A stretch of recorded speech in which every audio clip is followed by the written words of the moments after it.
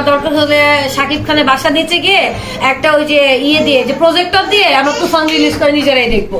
সেক্ষেত্রে তো অন্য সিনেমাগুলো ধ্বংস হয়ে যাচ্ছে, তাইলে এখন ভাই কিছু করে নাই। ইন্ডিয়াতে যখন শাহরুখ খানের মুভি বের হয় আশেপাশে বাচ্চারাও কিন্তু পরে বলে যে আমরা 2 সপ্তাহ পরে মুভি দিব। এতটুকু রেসপেক্ট সবারই দেওয়া উচিত। এখন এই প্রযোজক সমিতি যারা সেন্সর বোর্ড আছে তাদের উদ্দেশ্যে কি বলবেন? তুফান সিনেমাটা মুক্তি দেবে কিনা? আপনারা একটু দুর্নীতি একটু কমান। দেশের যেটা হীরাটা আছে হীরাটাকে আরো ঝালাই দিয়ে জহুরি বানান, এটাকে কোহিনূর বানান। হীরাটাকে স্টোন বানায় মানুষের উপর থ্রো করেন না। তো আপনি যদি গার্মেন্টস সেক্টরে যান, আপনি যে যদি মিনিস্ট্রিতে সব জায়গায় যান, অনেক সেক্টরে আছে যে শিক্ষাগত যোগ্যতা কিন্তু নেই, লাইক 5 পাস। আপনি বিদেশে যান, একটা 5 পাস মহিলা আপনার সামনে খুব অনবরত ব্রিটিশ ইংলিশ বলতেছে, হাউ কাম? সো শিক্ষাগত যোগ্যতা ধরবে না, মানুষের তাকদীরটা দেখেন কে আজকে কোন পর্যায়ে আছে। একটা অনেক বড় ডিগ্রি নিয়ে আপনি বেকার বসে আছেন, আপনি you have nothing to do, তাহলে আপনার ওই শিক্ষা তো কোনো দাম নেই। সে জায়গায় একটা কম শিক্ষিত ছেলে আজকে বাংলাদেশে মেগাস্টার সুপারস্টার, সো আপনাকে ওইটা অ্যাপ্রিসিয়েট করা উচিত না? আমাদের অনেক মন্ত্রী মিনিস্টার আছে যারা কম শিক্ষিত, বাট তাদের তো আমরা সবাই অ্যাপ্রিসিয়েট করি, দ্যাটস পাওয়ার বলে কথা না? সো তাকদীর এক জিনিস, আর আপনার শিক্ষাগত যোগ্যতা নিয়ে মানুষকে খোঁচা মারা, একটা উচ্চ শিক্ষা মানুষের কখনই উচিত না একটা শিক্ষা নিয়ে আরেকজনকে খোঁচা মারা। এটা একটা শিক্ষিত মানুষের অ্যাটলিস্ট নেচার না, এটা আমার মনে হয়। আচ্ছা আপু, লাস্ট আরেকটা ব্যাপার জানতে চাই। আপনি তো ঈদে সিনেমা দেখেন তাই না? সিনেমা হলে তো সবসময় যাওয়া হয়। জি জি। লাস্ট কোন সিনেমাটা দেখছেন হলে গিয়ে?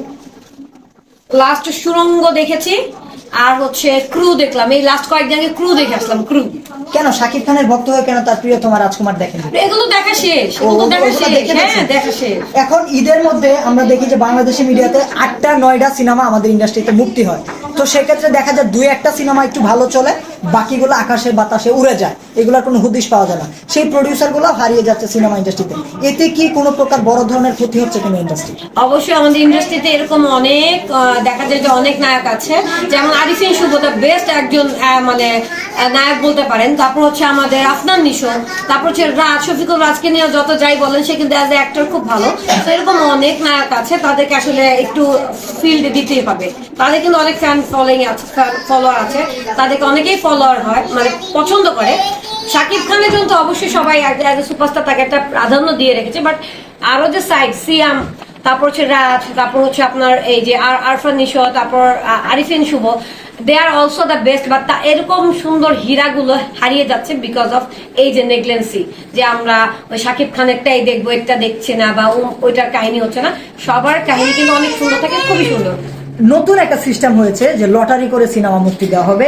যে কোনো 8টা সিনেমার কথা বলছে, এগুলো লটারি করে যে কোনো 4টা সিনেমা রিলিজ দিবে। সেক্ষেত্রে শাকিবের তুফান সিনেমাটা কুরবানিতে আলোচনায় ছিল। এখন লটারিতে যদি শাকিব খানের এই সিনেমাটা তুফানটা না আসে, সেক্ষেত্রে আপনারা কষ্ট পাবেন কিনা? অবশ্যই আমরা দরকার হলে শাকিব খানের বাসা দিতে গিয়ে একটা ওই যে ইয়ে দিয়ে যে প্রজেক্টর দিয়ে আমরা তুফান রিলিজ করে নিজেরাই দেখবো। সেক্ষেত্রে তো অন্য সিনেমাগুলো ধ্বংস হয়ে যাচ্ছে, তাইলে এখন ভাই কিছু করে নাই। ইন্ডিয়াতে যখন শাহরুখ খানের মুভি বের হয় আশেপাশে বাচ্চারাও কিন্তু পরে বলে যে আমরা 2 সপ্তাহ পরে মুভি দিব। এতটুকু রেসপেক্ট সবারই দেওয়া উচিত। এখন এই প্রযোজক সমিতি যারা সেন্সর বোর্ড আছে তাদের উদ্দেশ্যে কি বলবেন? তুফান সিনেমাটা মুক্তি দেবে কিনা? আপনারা একটু দুর্নীতি একটু কমান।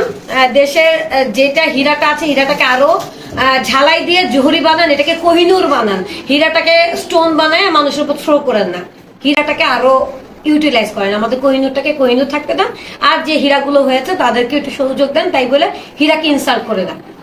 আরেকটা ব্যাপার, ওই যে বলিউডের নায়িকার সাথে শাকিব খান মুভি করলো, সোনাল চৌহান।